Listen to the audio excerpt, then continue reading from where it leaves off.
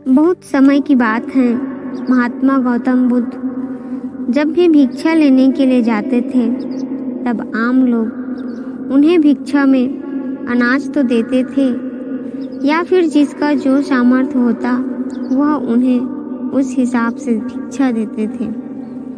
और साथ ही यदि किसी के मन में कोई सवाल होता था तो वह बुद्ध को रोककर उनसे पूछ लेते थे। एक बार ऐसे ही महात्मा बुद्ध एक गांव में गए। उस गांव के लोगों ने उसे भिक्षा दी। तभी एक व्यक्ति वहां पे आया और बुद्ध को भिक्षा देकर कहा, प्रभु, मेरे मन में एक सवाल है जो काफी समय से चल रहा है। मुझे आपसे उसका उत्तर चाहिए। बुद्ध ने कहा, पूछो।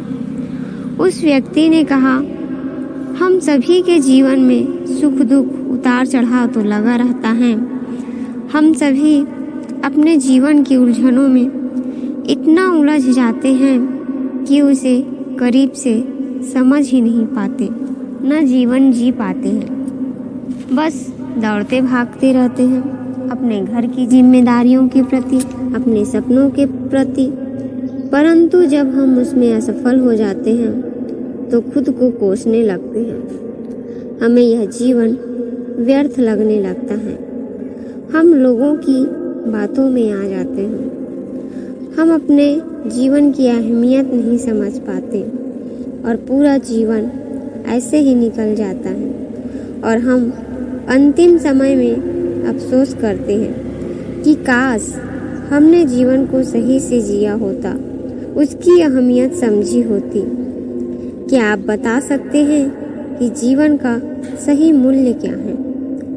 बुद्ध ने उस व्यक्ति की बात सुनी और उसे अपने पास से एक चमकीला पत्थर दिया और कहा कि जाओ और इस पत्थर का मूल्य पता करके आओ, लेकिन ध्यान रहे तुम्हें इसे बेचना नहीं है, बस मूल्य पता करना है।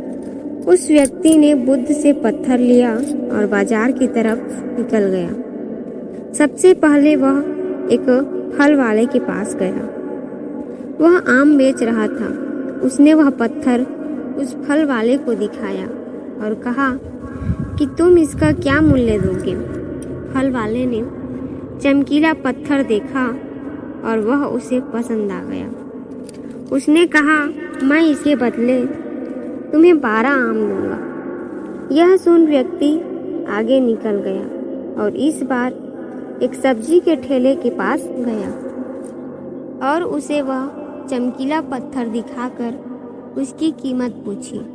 सब्जी वाले ने उसे देखा और कहा, यह तो बेहद चमकदार पत्थर है, मैं इसके बदले तुम्हें 1 बोरी आलू दूंगा।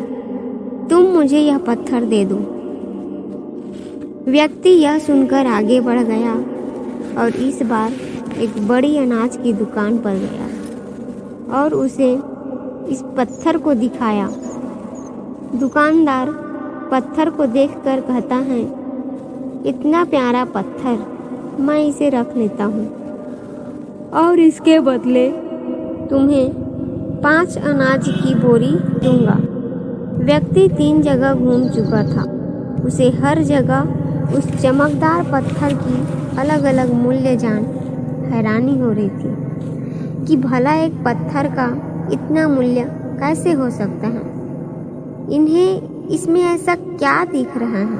उसके बाद वह व्यक्ति एक सोने चांदी के व्यापारी के पास गया और उस सुनार को पत्थर दिखाया और उससे इसका मूल्य पूछा।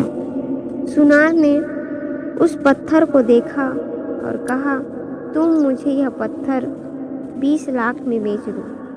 वह व्यक्ति यह सुनकर हैरान था कि एक पत्थर की इतनी कीमत, पर उसने सुनार को बेचने से मना कर दिया। तो सुनार ने फिर कहा, भाई 50 लाख में बेच दो यह पत्थर। व्यक्ति ने फिर कुछ नहीं कहा। वह इतनी कीमत जानकर एकदम आश्चर्यचकित था। उसके मन में कहीं न कहीं लालच आ गया था उसे बेचने के लिए, लेकिन उसे भगवान बुद्ध की बातें याद थी, इसलिए उसने वहाँ यह नहीं जताया। फिर सुनार ने खुद कहा, तुम ही बता दो इसकी क्या कीमत लोगे तुम। उसने कहा कि मुझे माफ़ करें, मेरे गुरु ने इसे बेचने से मना किया है। और यह कहकर वह आगे चला जाता है। आखिर में वह व्यक्ति एक जौहरी के पास जाता है। जौहरी उस पत्थर को देख से रूबी के रूप में पहचानता है।